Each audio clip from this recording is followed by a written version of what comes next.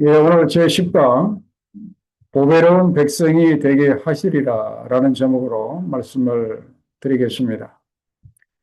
오늘 이 제목은 오늘 전체 말씀의 결론에 해당하는 말씀입니다.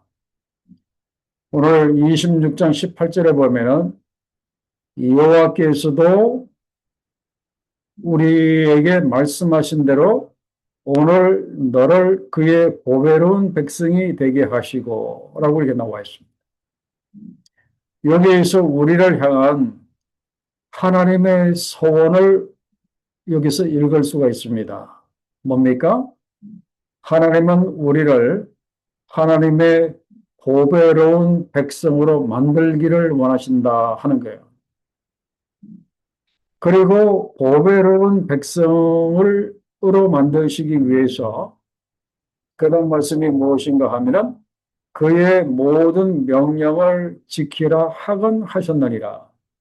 그러니까 많은 규례와 그리고 하나님의 말씀이 사실 부담스럽거든요. 하나님의 말씀이 전혀 부담스럽지 않은 사람이 어디 있겠습니까?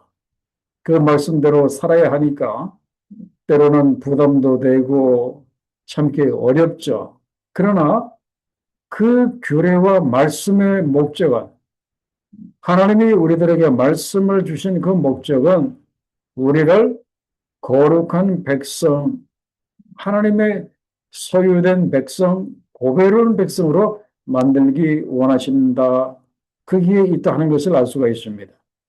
그래서 보배로운 백성은 말씀을 잘 지킬 때 만들어집니다. 하나님의 보배로운 백성.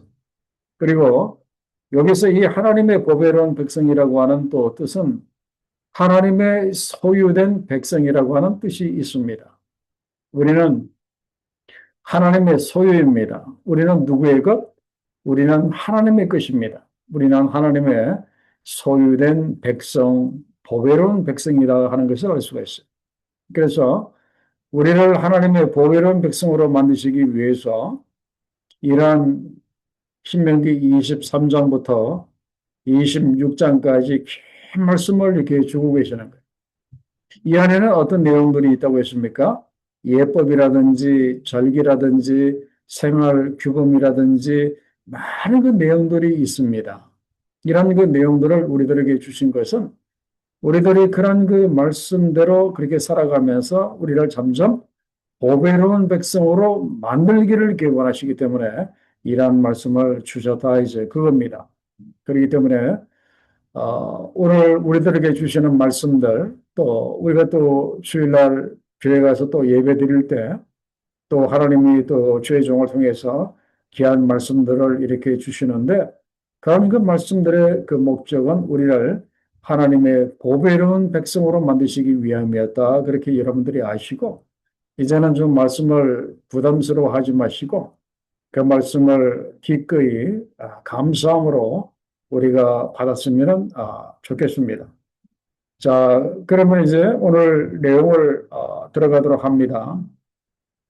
그 제일 먼저 서원한 것을 갚아라 그렇게 나와 있는데 그 전에 먼저 그 이자에 관한 그 법이 이렇게 나옵니다.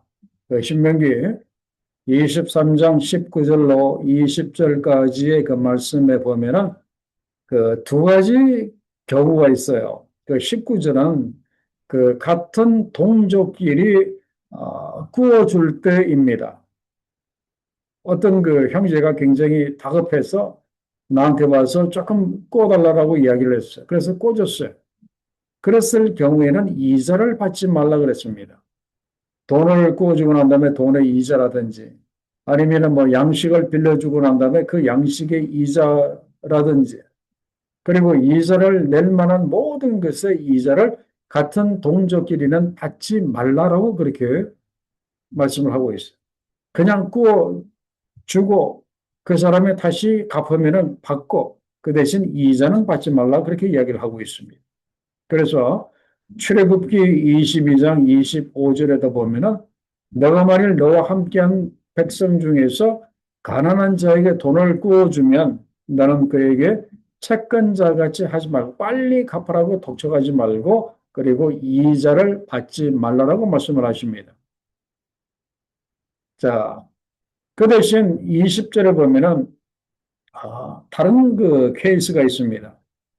자, 그건 이제 무엇인가 하면은 타국이 내게 너가 구워주면 이자를 받아도 되거니와 너의 형제에게 구워주거든 이자를 받지 말라 그렇게 나와 있습니다.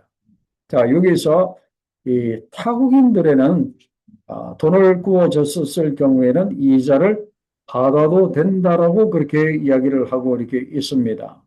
자, 그러면은 왜 같은 동족에게서는 이자를 받지 말라고 했고, 왜 타국인들은 약간 뭐 그렇게 차별해서 왜 그 사람들에게서는 왜 이자를 받아도 되는 걸로 이제 그렇게 하는가를 우리가 좀 생각을 하지 않을 수가 없는데, 참조로 드린 그 두 번째 내용을 보면은요, 타국인들이 돈을 꿀 경우, 물론 뭐 경쟁이 다급해서 어려워서 그렇게 꾸는 경우도 있지만은 대부분의 타국인들이 이 유대인들에게 돈을 꿀 경우에는 대부분의 경우가 무엇인가 하면은 이 상업상의 목적으로 이렇게 돈을 빌리는 그 경우입니다. 요즘으로 말하면은 다른 나라에 뭐 차관을 이렇게 들여온다든지 아니면 다른 나라에서 돈을 빌려 온다든지 하는 상업상의 목적인 경우가 많습니다. 타국인들의 경우는 그럴 때는 당연히 이자를 받아야 되겠죠. 그 사람들이 이윤을 남기려고 이제 돈을 빌려갔기 때문에 당연히 이자를 받아도 괜찮다. 그건 그렇게 중요한 문제는 아니고 이제 동족에게 구워줬을 경우에는 이자를 절대 받지 말라 하는 것이 하나님의 그 법이에요. 자, 그다음에 두 번째는 이제 서원에 관해서 이제 나옵니다. 서원. 자, 서원이라고 하는 것이 여러분들 뭔지 아시죠? 하나님 이번에 제가 이렇게 힘들고 어려운 문제가 있는데 저를 이번에 이렇게 고쳐주시면 제가 이렇게 하겠습니다. 라고 이렇게 소원을 하는 경우가 이렇게 있습니다. 그죠? 그런 경우에는 어떻게 하라라고 이야기를 했는가 하면 23절에 보면은요. 내 입으로 말한 것은 바로 실행하도록 유의하라라고 그 이야기를 합니다. 그리고 자원한 예물이라고 하는 것이 있습니다. 이 자원한 예물이라고 하는 것이 무엇인가 하면은 하나님께 서원을 하면서 하나님 이번에 이렇게 심각한 문제를 하나님께서 해결해 주시면은 저 하나님에게 뭐 예를 들어서 그렇습니다. 뭐 100만 원을 이렇게 드리겠습니다. 뭐 미국 같은 경우는 하나님 제가 1000불을 하나님께 드리겠습니다라고 그렇게 작정을 했었을 경우에는 너의 하나님 여호와께서 너가 서원하여 입으로 언약한 대로 행할지니라라고 이렇게 말합니다. 그것도 그대로 갚으라라고 그렇게 하라라고 이야기를 합니다. 그래서 사무엘상 1장 10절로 11절에 보면은 유명한 서원의 이야기입니다. 이건 사무엘 선지자의 어머니 한나가 하나님 앞에 서원을 했던 경우죠. 한나는 아들이 없어가지고 굉장히 힘들고 어려웠습니다. 그래서 하나님 앞에 나가서 어떻게 소원하는가 하면은 만군의 여호와여 만일 주의 여종의 고통을 돌보시고 나를 기억하사 주의 여종을 잊지 아니하시고 주의 여종에게 아들을 주시면 어떻게 하겠다고요? 내가 그의 평생에 그를 여호와께 드리고 삭도를 그의 머리에 대지 아니하겠나이다. 그러니까 아들을 주시면 그 아들을 하나님께 그냥 그대로 드리겠다는 거예요. 이때 하나님께서 주신 아들의 이름이 사무엘인데 사무엘은 삭도, 이 면도칼을 머리에 대지 아니하였다고 하는 것은 그가 평생 나실인으로 하나님께 바쳐진 사람으로 살아가도록 이제 어머니가 그렇게 했고 실제적으로 사무엘은 어려서부터 성전에서 이렇게 자라면서 결국에는 하나님께서 쓰시는 위대한 그런 선지자로 쓰임을 이렇게 받습니다. 그래서 이 우리들의 삶에 있어서 신앙에 있어서 이 소원하고 그리고 소원을 갚는 것은 굉장히 중요한 문제입니다. 이거를 가볍게 여기서는 안 됩니다. 그렇기 때문에 소원을 할 때는 조심하고 기도 많이 하고 소원을 하시고 만약에 소원을 하실 경우에는 그거를 꼭 갚으셔야 한다. 그런 말이에요. 그래서 그 시편 15편 1절로 5절의 그 말씀을 보세요. 그 1절에서 이렇게 먼저 조건을 겁니다. 주의 장막에 머무를 자가 누구며 주의 성산에 사는 자가 누구오니까 하나님 앞에 설 자가 누구인가 그런 말씀이에요. 그러면서 2절로부터 쭉 이야기하죠. 이런 사람들은 하나님 앞에 설 수 있다. 하나님이 계신 성산에 설 수 있다. 그런 말이에요. 어떤 사람이요? 정직하게 행하는 사람, 공의를 실천하는 사람, 그 마음의 진실을 말하는 사람, 그리고 혀로 남의 허물을 허물하지 않는 사람, 그리고 이웃 사람들에게 악을 행하지 않는 사람, 그리고 이웃을 비방하지 아니하고, 그리고 그의 눈은 망령된 자를 멸시하며, 그리고 여호와를 두려워하는 자를 존대히 하고, 그리고 거기에 보면은 이 말씀이 나오죠. 그의 마음에 소원한 것은 해로울지라도 변하지 아니하며 소원을 했어요. 근데 상황이 가다가 보니까 내가 그 소원을 갖기에 굉장히 부담스럽고 어려울 이 경우가 있을 수가 있습니다. 내가 1,000만 원을 하나님께 드리겠다고 소원을 했는데 그때 소원할 때는 그래도 경제적인 여유가 있었는데 갑자기 경제적으로 굉장히 어려웠어요. 도저히 1,000만 원을 드릴 수가 없어요. 이럴 경우일지라도 해로울지라도 변하지 아니하며 그것을 갚는 사람, 이런 사람이 하나님의 성산에 선다 그렇게 나와 있어요. 그리고 또 방금 전에 우리가 봤던 말씀 그대로죠. 이자를 받으려고 돈을 구워주지 아니하는 사람. 그래서 이자를 안 받는 사람. 그리고 뇌물을 받고 무지한 자를 해하지 아니하는 자. 이런 사람들은 영원히 흔들리지 아니하리라. 하나님의 성산에 영원히 서서 영원히 흔들리지 아니한다라고 그렇게 나와 있습니다. 그래서 서원은 이렇게 중요합니다. 자, 그 다음에 세 번째는 무엇인가 하면은 이웃의 포도원이나 밭에 들어갈 때 할 수 있는 것과 할 수 없는 것이 있습니다. 이거는 쉽게 말씀을 드리면은 이렇게 말씀을 이렇게 드릴 수가 있어요. 그 여러분들 그 한국에서 그 가수원의 애플 피킹이라고 하는 것이 혹시 있는지 그 모르겠습니다. 여기 미국에는 이 가을에 애플 피킹이라고 하는 것이 있습니다. 그럼 이제 가수원에 들어가면은요. 가수원 안에서는 얼마든지 사과를 그 따서 먹을 수가 있습니다. 뭐 10개를 먹든 20개를 먹든 얼마든지 먹을 수가 있는데 그것을 이제 봉지에 담아가지고 나오면은 그 문에서 그 돈을 이렇게 지불을 그 해야 되는 거예요. 바로 이제 그거예요. 그래서 그 안에서는 마음대로 배불리 포도를 먹을 수도 있지만 그러나 그릇에 담아서 가지고 가지는 말라. 이제 그런 말씀이고 그리고 곡식밭에 들어가서도 이렇게 마찬가지입니다. 그래서 손으로 이상 몇 개를 이렇게 비벼서 먹는 것 가능합니다. 그러나 낯을 대서 싹 이렇게 비어간다든지 하는 그런 그 도적질은 그 하지 말라 이제 그렇게 이야기를 하고 이렇게 있습니다. 자, 그다음에 이번의 문제를 보면은요.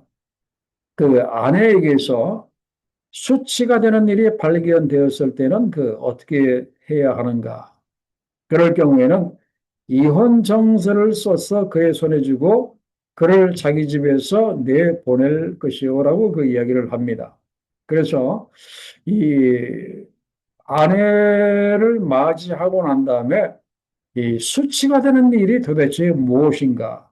지금 여기에서는 정확하게 그것이 무엇인지 분명하지 않습니다. 그러나 그 이혼 정서를 써줄 정도라고 한다면은 뭔가 객관적이고 충분한 어떤 그 사유가 있을 거라는 건데 여기에 대해서 이 칼빈은 이렇게 이야기를 했습니다.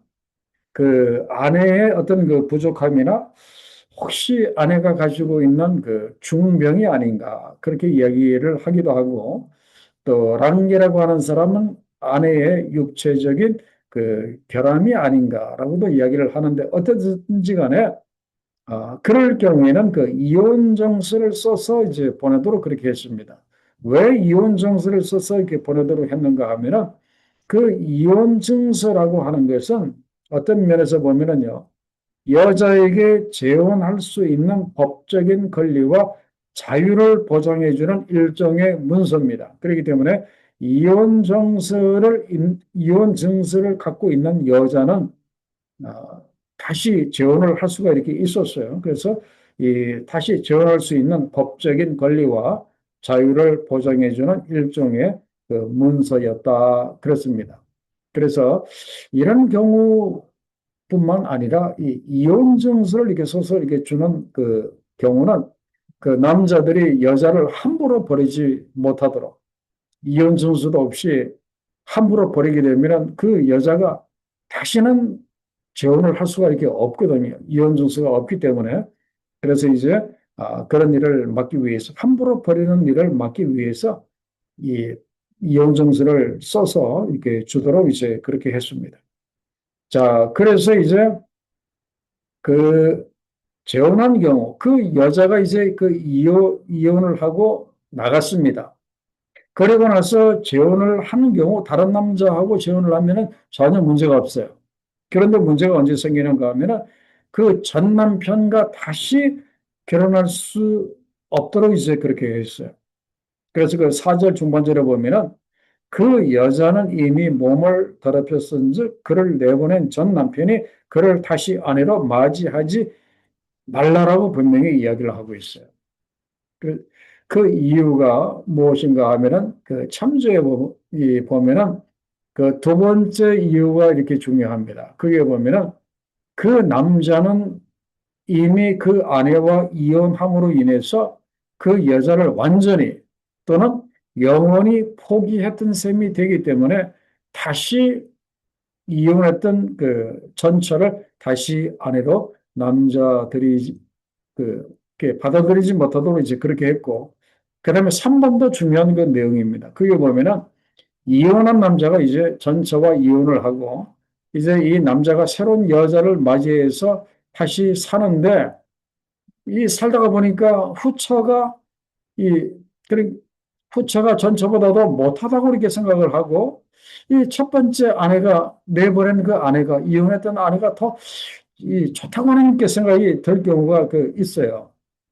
그래서 그 첫 번째 아내를 다시 원하는 그런 그 경솔한 그런 그 행위를 하지 못하도록 하기 위해서 그 한번 내보낸 이혼한 그 여자를 다시는 그 아내로 맞이하지 못하도록 이제 그렇게 했습니다. 자, 그리고 다음 질문은 또 무엇인가 하면은 새로 결혼한 신랑 신부를 위해서 어떤 법을 주셨는가 하면은 그 여러분들이 이미 그 제가 여러 번 뭐 말씀을 드린 것처럼 1년 동안 한가하게 집에 있으면서 그가 맞이한 아내를 즐겁게 하라고 그 이야기를 그 합니다. 자, 그다음에 3번 문제를 봅니다.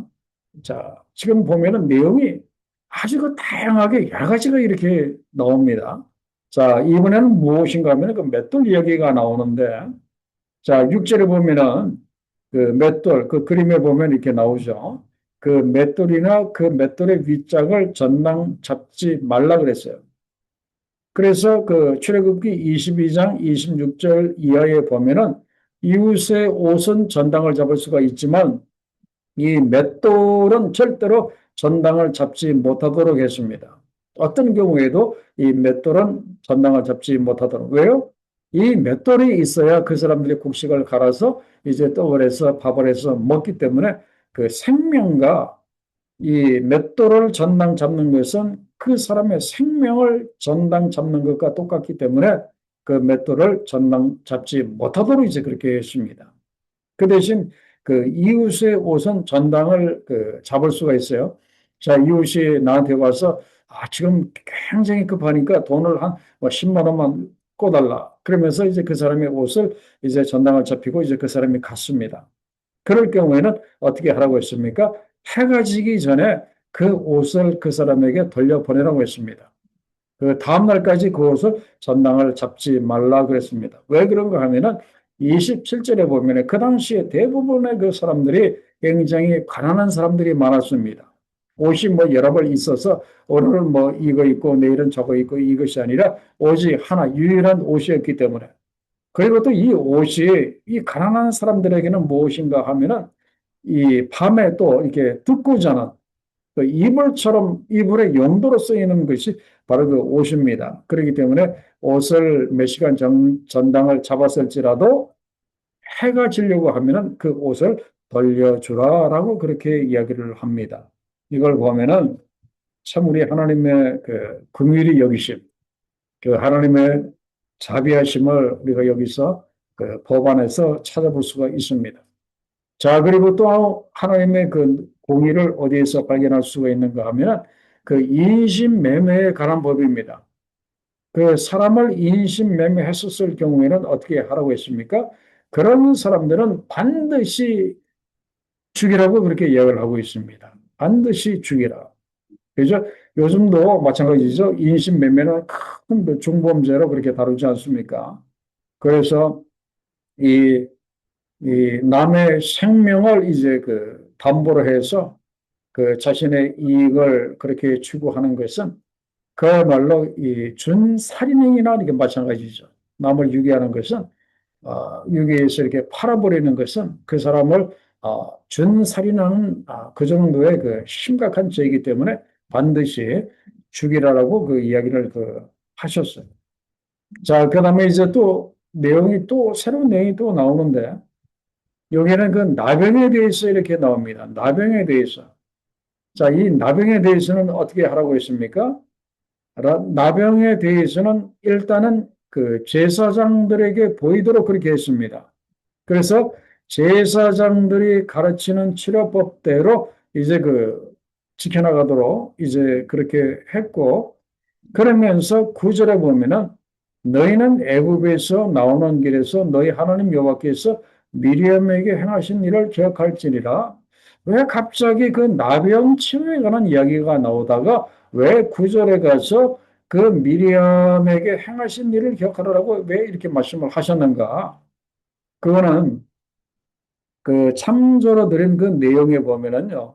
이거는 그 민수기 12장의 그 사건을 지금 말씀을 하시는 거예요. 그게 보면은 그 미리암과 그리고 그 모세 형 이 아론이 모세를 그 비난합니다. 뭐라고 비난하는가 하면은 그 모세가 구스 여자, 그 요즘으로 말하면 그 이디오피아 여자를 아내로 맞이했다는 것 때문에 그리고 하나님이 너 모세만 통하여 말씀하시는가? 약간 그 시기심, 어떤 그 불만 때문에 이제 그렇게 모세를 비방을 그렇게 했었어요. 그렇게 했었을 때 하나님께서 그 미리암에게 그 나병이 나게 하십니다. 그 문둥병에 걸리게 하십니다. 그리고 7일 동안 진영 밖에 있다가 이렇게 돌아오도록 이제 그렇게 했는데 이걸 통해서 하나님께서 세우신 그 질서를 만약에 거스르게 될 경우에는 하나님이 징계하신다고 하는 것을 이렇게 보여 이렇게 주십니다. 그러면서 이 나병과 미리암을 연계시킨 그 이유는 도대체 그 무엇인가? 그 당시에 이 나병이 갖는 그 의미인데 그거는 단순히 위생의 문제뿐만 아니라 영적인 징계의 표징어로 많이 그렇게 사용이 되었습니다. 그래서 이 나병 그러면은 무엇을 생각을 하라고 했는가 하면은 그 영적인 교만함, 하나님이 세우신 질서를 거스리는 그 교만함, 그 불평에 대한 하나님의 징계를 생각하는 그 의미에서 이제 그 8절과 9절에서 나병 이야기를 하다가 그리고 미리암이 그 나병에 걸렸던 그 이야기를 합니다. 그래서 하나님이 세우신 권위를 가볍게 여기거나 그리고 그 권위에 불평하거나 비방을 하면은 심각한 결과가 따른다고 하는 것을 이제 경고하고 있는 그런 그 내용입니다. 자, 그다음에 자, 4번 문제를 보시면은요. 그 담보물을 잡는 데 있어서 어떤 명령을 하셨습니까? 그랬습니다. 참 이것도 보면은 하나님의 그 자상하심을 우리가 여기서 발견을 할 수가 있어요. 자, 이제 어떤 사람이 나한테 와서 돈을 이제 꿔갔습니다. 그러면은 그 사람이 나한테 이렇게 뭔가 이렇게 전당을 그렇게 맡길까 아닙니까? 그럴 경우에 내 마음대로 그 집에 들어가서 뭐 좋아 보이는 물건 아무나 가지고 나오지 못하도록 이제 그렇게 했습니다. 그 사람이 가지고 나올 때까지 기다리고 그 사람이 맡기는 것만 이제 전당을 맡도록 이제 그렇게 했고, 그 다음에 12절에 보면은 이 12절에 보면은 그 옷을 전당을 잡는 경우가 마찬가지입니다. 만약에 그 사람이 가난한 사람이면은 너는 그의 전당물을 가지고 자지 말고 하루를 넘기지 말라 그랬어요. 해가 질 때에는 그 전당물을 반드시 그에게 돌려주라라고 그 이야기를 그 합니다. 그래서 그 가난한 자의 그 자존심을 그 상하게 하지 말도록 그렇게 그 이야기를 합니다. 그래서 가진 자의 그 폭력이 없도록 하는 이제 그런 의미가 있고, 그리고 가지지 못한 자들에 대한 그 멸시를 하지 못하도록 그렇게 하고 계시는 것을 이렇게 볼 수가 이렇게 있어요. 그리고 또 다음 내용도 거의 맥락이 비슷합니다. 거기에 보면은 가난한 품꾼들에게는 어떻게 하라고 했습니까? 15절에 보면은 품삯을 당일에 주고 해가 진 후까지 미루지 말라 그랬어요. 아침부터 열심히 와서 이제 저녁에 한 4, 5시 경우에 이제 일을 끝내고 돌아갈 때는 품삯을 반드시 이렇게 주라고 했어요. 근데 만약에 품삯을 그때 안 주면 어떻게 됩니까? 그러면 이 사람은 그 품삯을 받아서 집에 가면서 시장에 들려서 뭐 쌀도 사고 그다음에 뭐 반찬도 사고 해서 이제 가족끼리 이렇게 먹으려고 하는데 이 품삯을 안 주면 이렇게 어떻게 됩니까? 그 사람이 쩔쩔 그 가족이 굶어야 이렇게 되잖아요. 그렇게 하지 말라라고 그렇게 합니다. 만약에 그렇게 하면은 15절에 보면은 그가 너를 여호와께 호소하지 않게 하라. 그렇지 않으면 그것이 반드시 내가 너에게 죄로 물을 것이다. 그렇게 말씀을 하십니다. 그렇기 때문에 참 제 날짜, 제 시간에 품삯을 이렇게 주는 경우가 참 이렇게 중요합니다.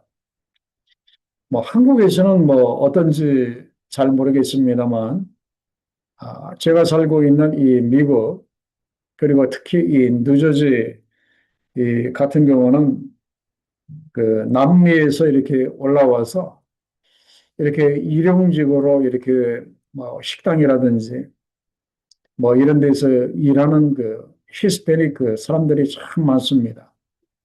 그런데 물론 뭐 한인 업주들이 다 그런 건 아닌데 종종 가다가 그 페이를 그 제대로 안 주는 경우가 이렇게 있습니다.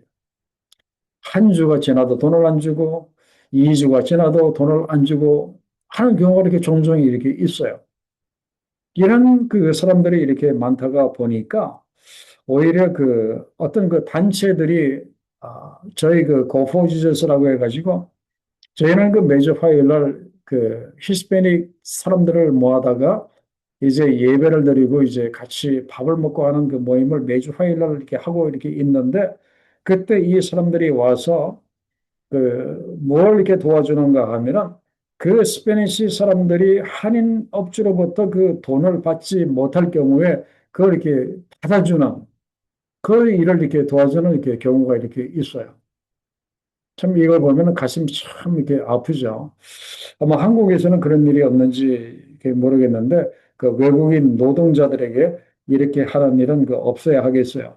성경은 분명히 그렇게 말씀을 하고 있거든요. 15절에 그 품삯을 당일에 주고 해진 후까지 미루지 말라라고 하나님은 분명히 그렇게 말씀을 하고 이렇게 있습니다. 자, 그다음에 파트 2를 봅니다. 자, 파트 2를 이렇게 보시면은요. 또 여기도 아마 여러분들이 느끼실 거예요. 내용이 굉장히 다양하다는 것을 아마 여러분들이 그 느끼실 텐데 그 1번 문제는 무엇인가 하면은 그 쉽게 말씀드리면은 연자제를 실시하지 말라 이제 그런 말씀이에요. 그 연자제가 이렇게 뭔지 아시죠? 그 옛날에 우리 조선 시대에 이렇게 보면은 그 역적, 이 반역죄를 그 지으면은 삼족을 이렇게 멸했다고 하잖아요. 그죠? 괜히 전혀 거기에 뭐 관련이 없는 뭐 사돈의 팔촌까지 이렇게 삼족을 그렇게 멸하는 이렇게 경우가 이렇게 있었었고 또 옛날에 그 한국에서는 그 한 사람이 그 빨갱이 가족으로 그렇게 낙인이 찍히면은 그 집의 아들들은 취업하기가 굉장히 어렵습니다.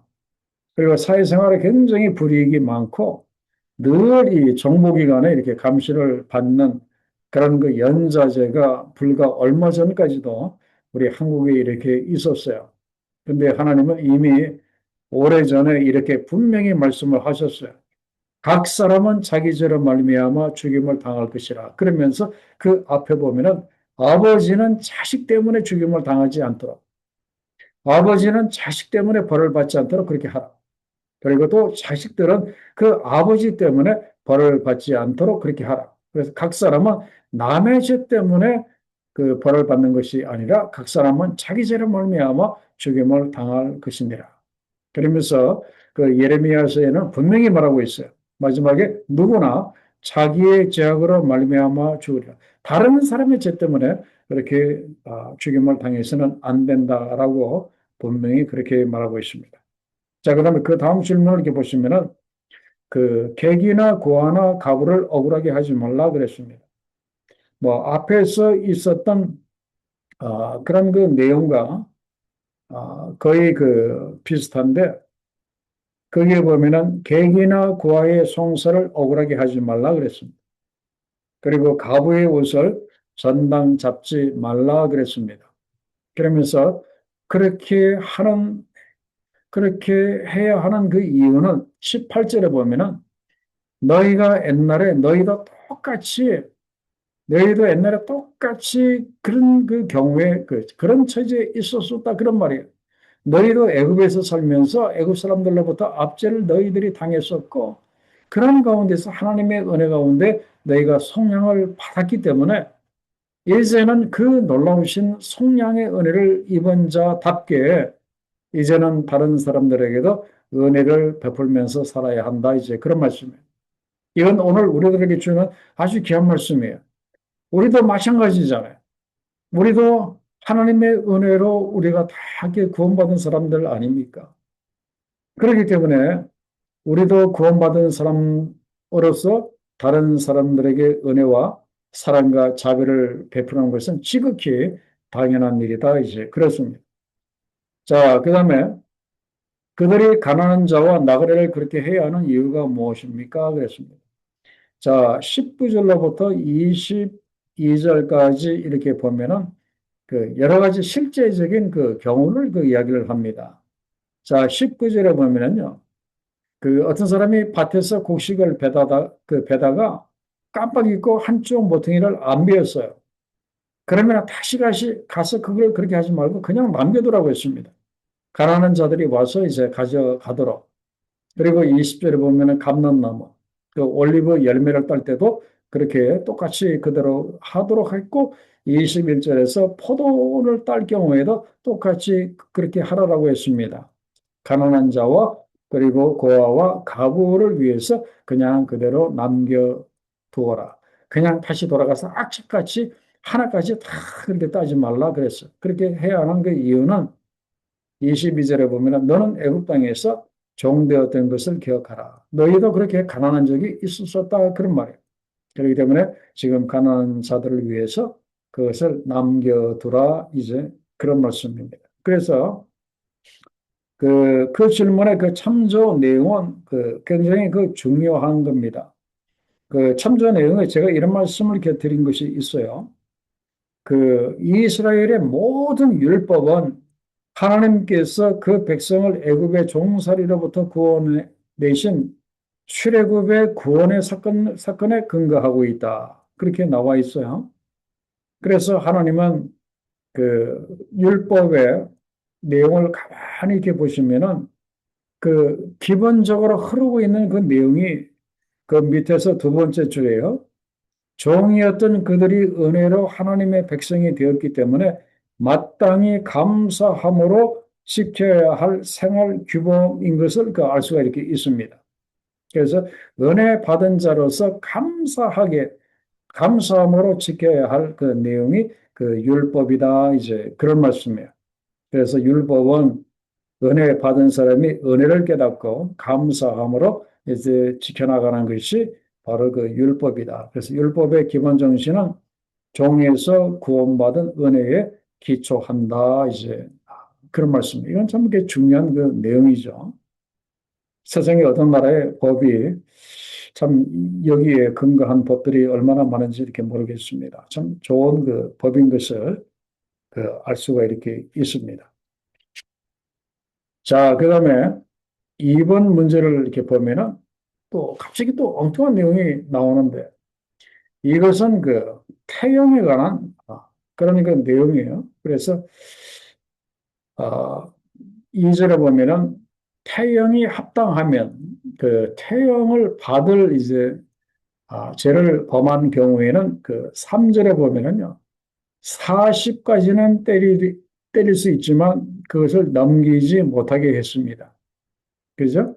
그래서 서른 그 마흔 한 대를 때린다든지 두 대를 때린다든지 이제 그렇게 하지 못하도록 이제 그렇게 했고 이 태형은 무시무시한 그 벌입니다. 그 그림에 이렇게 보면은요 사람을 나무에다가 그렇게 묶어놓고 그 등짝을 좌우로 이렇게 내리치면서 양쪽을 그렇게 40대를 이렇게 때리는 그러면은 그 채찍 끝에 뭐 여러 가지 그 뭐 날카로운 것들이 달려 있기 때문에 거의 뭐 뼈가 이렇게 드러날 정도로 살갗이 다 이렇게 뜯어져 나가는 엄청난 이제 그런 그 벌입니다. 그런데 그 왜 40대까지만 그게 때리도록 했는가 하면은 이 40이라고 하는 숫자가 갖는 영적인 의미가 있기 때문에 그렇습니다. 이 성경에서 이 40이라고 하는 숫자는 심판을 의미하고요. 그리고 연단을 의미합니다. 그래서 모세가 광야에서 몇 년 동안 목동으로 이렇게 있었었죠? 40년 동안 이제 목동으로 있었습니다. 그 모세의 광야 40년은 연단의 그런 그 시간이었다. 이제 그런 말씀이에요. 그리고 또한 그 이스라엘 백성들이 광야에서 40년 동안 이제 유리 방황했습니다. 그것도 연단의 의미가 있고요. 그다음에 시험을 상징한다고 했습니다. 그 예수께서 공생애를 시작하시면서 처음에 성령에 이끌려 광야로 나가서 40일 동안 금식하시면서 이제 그 마귀의 그 시험을 받으셨던 이제 그런 그 일이 이렇게 있었어요. 그래서 이 40이라는 숫자는 심판과 연단과 그리고 이제 시험을 의미하기 때문에 그 40대를 이제 때리도록 이제 그렇게 했는데 그 후대에 내려와서는 그 이 사람들이 그 40에서 한 대를 감안 39대까지만 그 때리도록 했어요. 왜 그런가 하면은 잘못 계산하다가 보면은 40을 넘어서 41대를 때릴 수가 있기 때문에 39대까지만 때리도록 이제 그렇게 했습니다. 그래서 바울이 자기는 40에 하나 감한 매를 몇 대 맞았다고요? 5번이나 그 맞았다고 그 바울이 고백한 이제 그런 그 일도 이렇게 있었어요. 자, 그다음에 또 내용이 또 확 바뀝니다. 이번에 또 무엇인가 하면은 곡식 떠는 소의 입에 망을 씌워서는 안 된다 그랬습니다. 자, 4절에 보면 뭐라고 했습니까? 곡식 떠는 소에게 망을 씌우지 말라 그랬어요. 그리고 고전 9장 9절에 보면은 곡식을 밟아뜨는 소에게 망을 씌우지 말라 그랬습니다. 그래서 그 그림처럼 그 사진처럼 그렇게 하지 말라 그거예요. 그거 보면 소가 그 밭에서 이렇게 추수하면서 이 곡식을 이렇게 뜯어먹지 못하도록 그렇게 망을 그렇게 씌워놨는데 그렇게 하지 말라 이제 그런 말이에요. 이렇게 하지 말라고 하는 그 이유는 비록 짐승이라고 할지라도 그 수고한 대가를 받는 것이 마땅하다는 것을 가르쳐 주기 위해서 절대로 소의 입에다가 망을 씌우지 말라 이제 그렇게 이야기를 했습니다.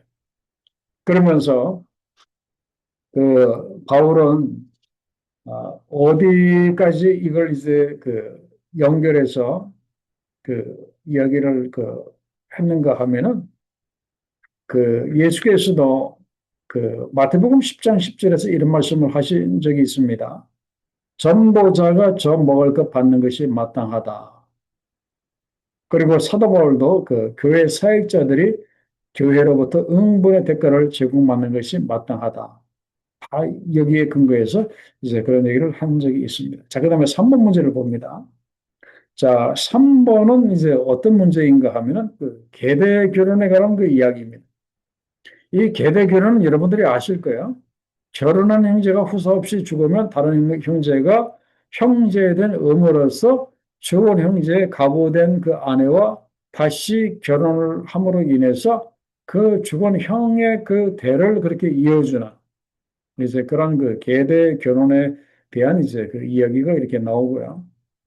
그 다음에 그 다음 또 내용은 무엇인가 하면은 그 남편이 다른 사람하고 싸울 때 아내가 자기 남편을 도와준다고 그렇게 하다가 자기 남편하고 싸우는 사람의 그 음란을 만약에 잡거든 이때는 심각하게 벌을 합니다. 12절에 보면은 너는 그 여인의 손을 찍어버릴 것이라 그랬어요. 그래서 아무리 자기 남편이 얻어맞고 있다고 할지라도 그 때리는 사람의 성기를 절대로 잡지 못하도록. 왜 그런가 하면은 그렇게 한 경우는 그 사람의 인격에 대한 모독이고 또한 생명에 대한 위협이기 때문에 그렇다 그런 말씀입니다. 그 고안을 다치게 될 경우에는 만약에 잘못하면은 더 이상 자식을 낳을 수 없기 때문에 이건 심각하기 때문에 절대로 아무리 따급해도 바르는 사람의 음낭을 잡지 못하도록 이제 그렇게 했어요. 자, 그다음에 4번 문제를 보면은 4번 문제 이제 그림만 딱 보도 이제 여러분들 아실 거예요. 아, 이것이 그렇구나. 그 매매를 할 때 그 저울에 추라든지 아니면 이렇게 쌀을 데워주는 그 대를 그렇게 조작하지 말라 이제 그런 말씀이에요. 자, 이거는 이렇게 넘어가도록 이제 그렇게 하겠습니다. 그리고 아말렉 족속은 거기에 보면은 어떻게 말씀을 하라고 했는가 하면은 그, 그 19절 하반절에 보면은 너는 천하에서 아말렉에 대한 기억을 지워버리라. 너는 잊지 말지니라. 라고 그렇게 이야기를 하고 이렇게 있습니다. 그래서 결국 아말렉 족속은 이스라엘 사람들에 의해서 멸절을 당하게 됩니다. 사울 왕이라든지 그다음에 시몬 자손에 의해서라든지 그리고 완전히 멸절을 이렇게 당하도록 그렇게 했습니다. 왜 그런가 하면은 강렬을 가는 이스라엘 백성들 후미에서 뒤에 쳐져서 가는 노약자들 또 이 어린 아이들을 뒤에서 그렇게 공격을 했던 일이 있었기 때문에 그렇습니다. 자, 그다음에 5번 문제를 이렇게 보면은요, 가나안 땅에 들어가서 첫 열매를 하나님께 드릴 때 어떤 신앙 고백을 하면서 드려야 하는가? 거기 보면은 감사 제목과 함께 드리라고 그 이야기를 하고 있어요. 그래서 이 감사 제목은 두 가지입니다. 3절에 보면은 내가 오늘 당신의 하나님 여호와께 아뢰나이다. 내가 여호와께서 우리에게 주시겠다고 우리 조상들에게 맹세하신 땅에 이르렀나이다. 라고 그렇게 감사 제목을 이야기를 해야 되고 그 다음에 10절에 보면은 여호와여 이제 내가 주께 해서 내게 주신 토지 소산의 만물을 가져왔나이다. 라고 그렇게 감사하라라고 이야기를 합니다. 그래서 우리도 이제 그렇게 하잖아요. 우리도 헌금 드릴 때 헌금 봉투에 이렇게 보면은 감사 제목을 쓰는 칸이 있습니다. 그래서 그냥 아무 말 없이 헌금하는 것보다는 감사 제목을 이제 적어서 함께 헌금을 드리는 것이 중요하다. 그런 말씀이에요. 자, 그 다음에 이제 그 다음은 아마 지난번에도 제가 말씀을 이렇게 드린 것 같은데 이거는 셋째 해에 드리는 제3년 11조입니다.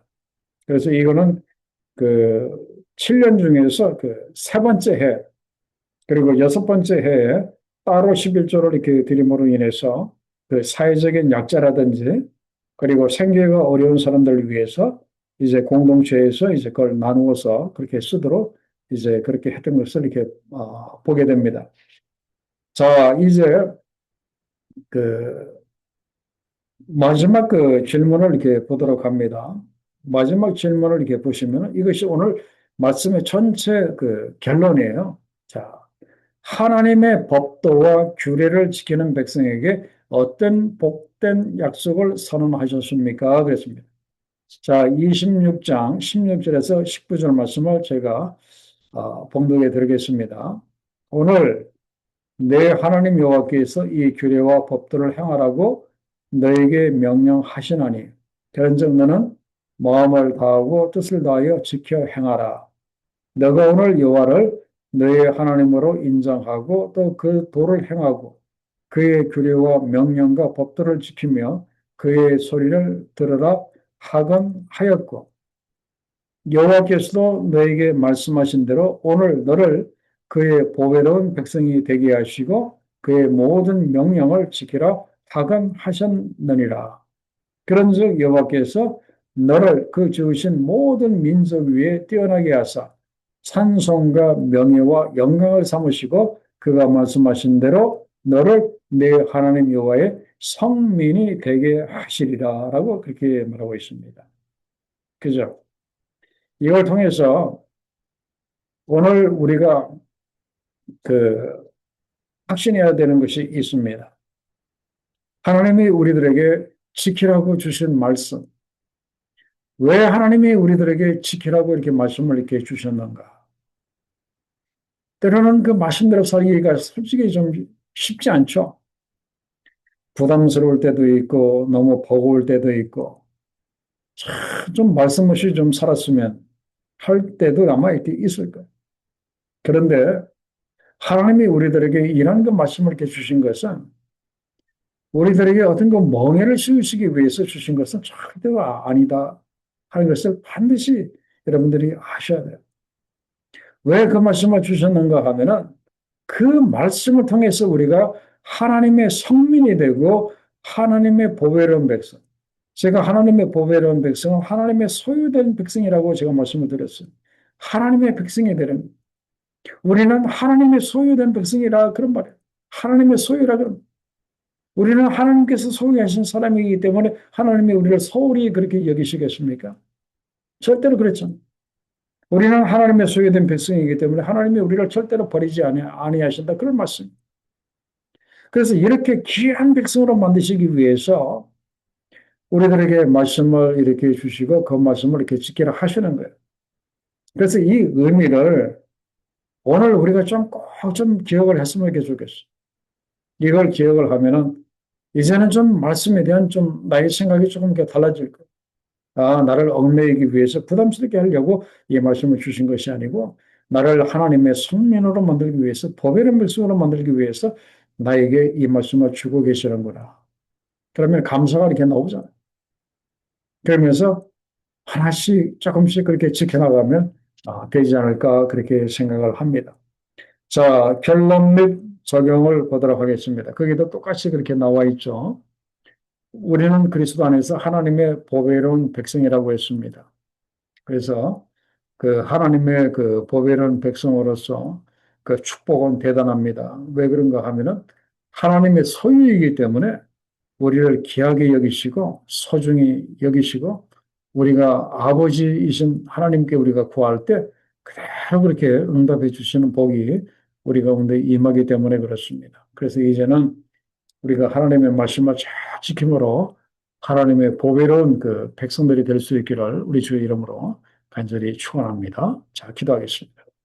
아버지 하나님, 오늘 참으로 귀한 말씀으로 우리를 찾아오시고 하나님께서 우리들에게 귀한 규례와 법도와 말씀을 이렇게 주신 것은 우리를 힘들게 하고 우리를 부담스럽게 하려고 하는 목적이 아니라 오히려 이 귀한 말씀을 통해서 우리를 여호와 하나님의 성민이요 우리를 하나님의 소유된 하나님의 보배로운 백성으로 우리를 만드시기 위해서 이 많은 이 말씀들을 우리들에게 주셨음을 오늘 배우게 하셔서 너무나 감사합니다. 그래서 이제는 이 말씀을 우리가 부담스러워하지 않게 하시고 이 말씀을 하나씩 조금이라도 하나씩 지켜나가면서 그래야 결국에는 우리가 하나님의 귀한 거룩한 백성으로 우리가 거듭나는 귀한 은혜 그래야 하나님의 소유된 백성이기 때문에 하나님이 우리를 지켜주시고 보호하시고 축복해 주시는 귀한 복을 누리는 우리 모두가 될 수 있도록 하나님 축복하여 주시옵소서. 감사하며 예수님의 계신 이름으로 기도하옵나이다. 아멘. 예.